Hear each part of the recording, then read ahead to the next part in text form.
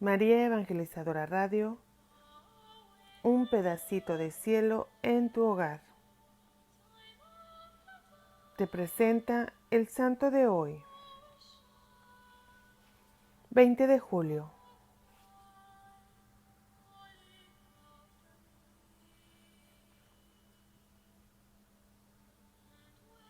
San Elías Tesbita, profeta del Señor en tiempos de Ahab y Ocasias, rey de Israel. Defendió los derechos del único Dios ante el pueblo infiel a su Señor, con tal valor que prefiguró no solo a Juan Bautista, sino al mismo Cristo.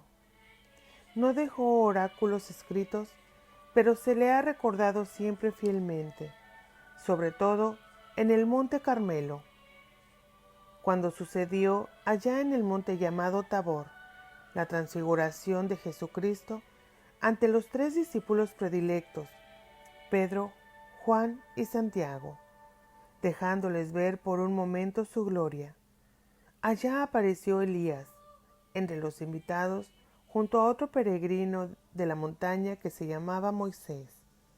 Los discípulos los veían conversando familiarmente con Cristo. Entre los 3 comentaban cosas sobre los acontecimientos de la próxima pasión. Ya sabían cosas de él, las habían escuchado con frecuencia en la sinagoga de los sábados. Incluso los más viejos del lugar afirmaban que en los últimos tiempos se hablaba de Elías más que en otras épocas. No hacía mucho, la gente llegó a confundir a aquel Bautista que realizaba su carismática predicación en el río Jordán con Elías.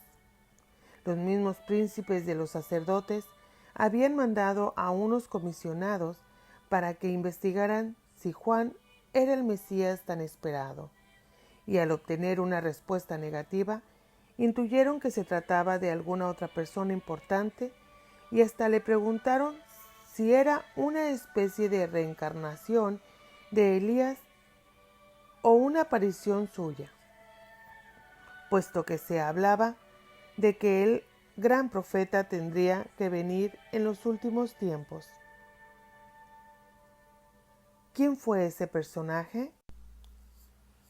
Los judíos de todos los lugares conocían bien sus portentosas obras que fueron parte de su misión. Había nacido en torno al año 900 antes de Cristo, cuando ya se había consumado la división cismática político-religiosa del pueblo de Dios, que quedó seccionado en el reino del norte, con capitán en Samaria, y el reino del sur, con capitán en Jerusalén. Después de la asamblea que tuvieron en 931 en Siquén, en el reino del norte se llamaba entonces Israel, y el del sur Judá. Cuando Elías ejerce su profetismo por encargo de Dios, reina en Israel Ahab, pero se ha casado con la cruel Jezabel, hija de Itobal, el rey de Tiro y Sidón, que ha atraído a Samaria a sus profetas y dioses fenicios, levantando un templo a los Baales, y ha perseguido hasta el aniquilamiento de los profetas del verdadero y único Dios, Yahvé. Elías, que quiere decir Dios es mi confianza, es fuerte y claro con el rey Ahab. Le dirá que por haberse apartado de Yahvé y por haber torcido sus ojos a los dioses falsos, ya lleva su reino sufriendo años la sequía que ha mandado Elías.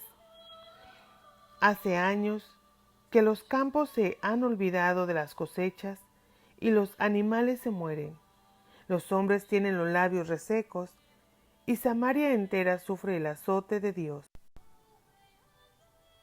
Profeta fuerte y claro con el pueblo, ¿hasta cuándo cogeréis entre las 2 muletas? Les dice recriminándoles por mantenerse dubitativos y negligentes entre Yahvé y los Baales. Tiene que convencerles con un prodigio. Reunidos los 450 profetas de Baal y él solo en lid sobrenatural para dilucidar ante el pueblo dónde está la verdad. 2 novillos descuartizados dispuestos sobre el monte para el sacrificio. Los profetas de los Baales danzarán, cantarán, gritarán, implorarán, se harán incisiones sangrientas y entrarán en trance sin éxito. Elías invocará con sencillez al Dios de Israel y el de Judá, y vendrán de inmediato un fuego del cielo que hará en un instante cenizas a las víctimas y a las piedras, por más que antes hubieran sido empapadas en agua. Con los intereses de Yahvé es fuerte y claro, por encima de todo. Los 450 profetas de los falsos dioses son pasados a cuchillo junto al torrente Cisón. Ni uno solo escapó. Convertido ya el pueblo al buen Dios, no hace falta que continúe el castigo. Viene el agua como llega la persecución de la vengativa Jezabel, que obliga a huir a Elías al desierto donde, cansado y agotado el profeta, pide ya la llegada de su fin bajo la retama. Como el desierto tiene reminiscencias del lugar encontradizo con Dios, le viene el encargo de reponer fuerzas porque el camino a recorrer es aún largo para Elías.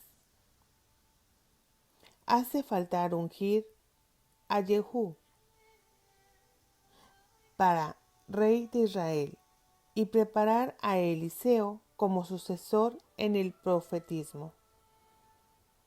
Aún tuvieron tiempo para ver al hombre de Dios pasar andando el río Jordán golpeando con su manto. ¿Cuánto debió ser el poder que Dios dio a Elías cuando Eliseo se encontraba solo con 2/3 de él para desempeñar su propia misión? Y lo tendrá al ver el rapto de su maestro al cielo en aquel carro de fuego.